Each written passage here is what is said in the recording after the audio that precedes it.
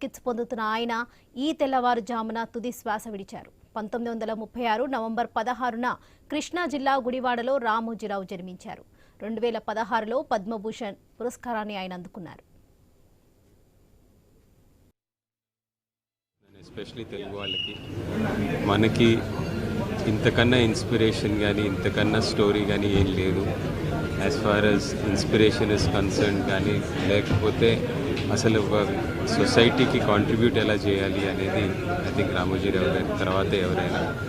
And మన తెలుగు వాళ్ళకి మాకు పర్సనలీ ఎందుకంటే అకాడమీ ద్వారా చాలామంది అథ్లీట్స్కి సైలెంట్గా సపోర్ట్ చేసిన ఒక గొప్ప వ్యక్తి, ఇంత విషనరీ. నాకు ఐ హ్యావ్ మెట్ హిమ్ ఈ లాస్ట్ 3-4 ఇయర్స్లో స్పెసిఫిక్గా స్పోర్ట్ గురించి ఇంత పెద్ద విజనరీ నాకు ఎవరు కనిపించలేదు. Will be a big loss for all of us and I wish deepest condolences for the loss.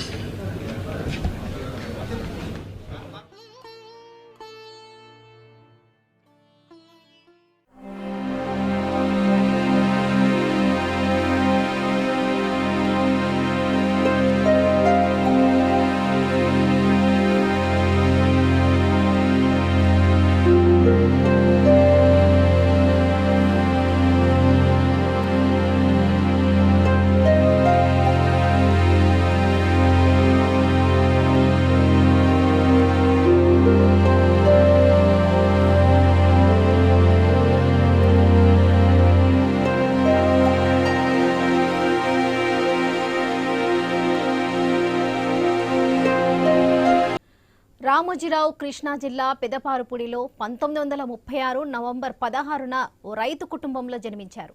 తల్లి వెంకట సుబ్బమ్మ, తండ్రి వెంకట సుబ్బారావు. రామోజీరావు పూర్వీకులు పామూరు మండలంలోని పెరిశపల్లి గ్రామానికి చెందినవారు. ఆయన తాత రామయ్య కుటుంబంతో పెరిశపల్లి నుంచి పెదపారుపూడికి వలస వచ్చారు. తాత రామయ్య మరణించిన 13 రోజులకే రామోజీరావు జన్మించారు. దానితో ఆయన జ్ఞాపకార్థం తల్లిదండ్రులు రామయ్య అన్న పేరు పెట్టారు. రామోజీరావుకు 2 అక్కలు ఉన్నారు. పెద్దక్క పేరు రాజ్యలక్ష్మి, చిన్నక్క పేరు రంగనాయకమ్మ. రామోజీరావు మాతృమూర్తికి భక్తి ఎక్కువ. దాంతో చిన్నతనంలో ఇతనికి భక్తి సూచి అలవడింది. లేక పుట్టిన మగ సంతానం కావడంతో రామోజీని చాలా ముద్దుగా పెంచుకున్నారు.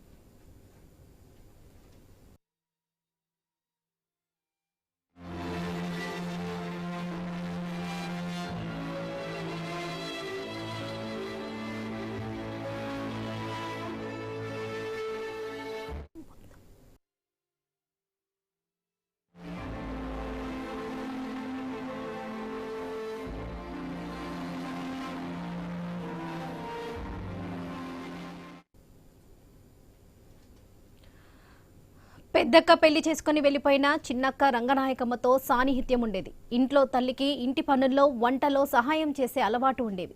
రామయ్య అనే పేరు నచ్చక ప్రాథమిక పాఠశాలలో చేర్పడే సొంతంగా రామోజీరావు అన్న పేరును సృష్టించుకొని తానే పెట్టుకున్నారు.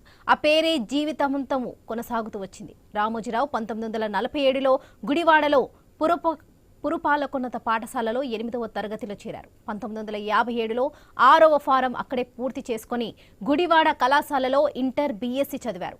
ఆ తర్వాత 1961 ఆగస్టు 19న రామోజీరావుకు పెనమలూరుకు చెందిన తాతినేని వెంకట సుబ్బయ్య, వాణిదేవిల 2వ కుమార్తె రమాదేవితో వివాహం జరిగింది.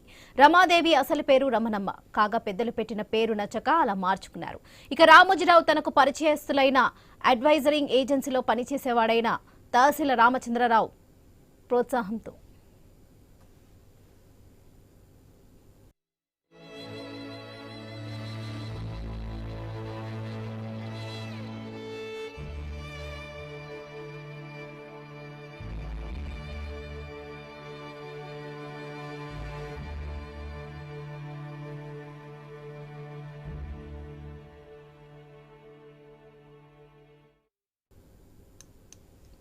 రామోజీరావు తనకు పరిచయస్తులైన అడ్వర్టైజింగ్ ఏజెన్సీలో పనిచేసేవాడైన తహసీల రామచంద్రరావు ప్రోత్సాహంతో అడ్వర్టైజింగ్ రంగంలో ఆసక్తితో ఆ రంగం గురించి నేర్చుకోవాలని ఆశించారు. అందుకోసం చదువు పూర్తయ్యాక ఢిల్లీలో ఒక అడ్వర్టైజింగ్ ఏజెన్సీలో ఆర్టిస్టుగా ఉద్యోగంలో చేరారు రామోజీరావు. 3 సంవత్సరాల పాటు ఆ రంగంలో పనిచేసి 1962లో హైదరాబాద్కి తిరిగి వచ్చారు. 1962 అక్టోబర్లో హైదరాబాద్లో మార్గదర్శి చిట్ ఫండ్ ప్రారంభించారు రామోజీరావు. ఆ తర్వాత 1965లో కిరణ్ యాడ్స్ అన్న అడ్వర్టైజ్మెంట్స్ ఏజెన్సీని ప్రారంభించారు రామోజీరావు. 1967 నుంచి 1969 మధ్య కాలంలో ఖమ్మం ప్రాంతంలో వసుంధర ఫెర్టిలైజర్స్ పేరిట ఎరువుల వ్యాపారాన్ని సాగించారు. ఆ తర్వాత 1969లో రామోజీరావు ప్రారంభించిన మొట్టమొదటి పత్రికగా వ్యవసాయ సమాచారంతో సాగే అన్నదాతను ప్రారంభించారు. ఇక 1970లో ఇమేజెస్ అవుట్డోర్ అడ్వర్టైజ్మెంట్ ఏజెన్సీని ప్రారంభించారు రామోజీరావు. దీని బాధ్యతలు అతని భార్య రమాదేవి చూసుకునేది. విశాఖపట్నంలో డాల్ఫిన్ హోటల్స్ ప్రారంభించాలని రామోజీరావు 1970లో నిర్ణయించుకొని నిర్మాణ ప్రయత్నాలు ప్రారంభించారు. రామోజీ గ్రూప్ కింద ఉన్న సంస్థలలో మార్గదర్శి చిట్ ఫండ్స్, ఈనాడు వార్తాపత్రిక, ETV, Priya foods, Usha Kiran movies, Ramoji film city, Kalanjali షోరూంలు ముఖ్యమైనవి.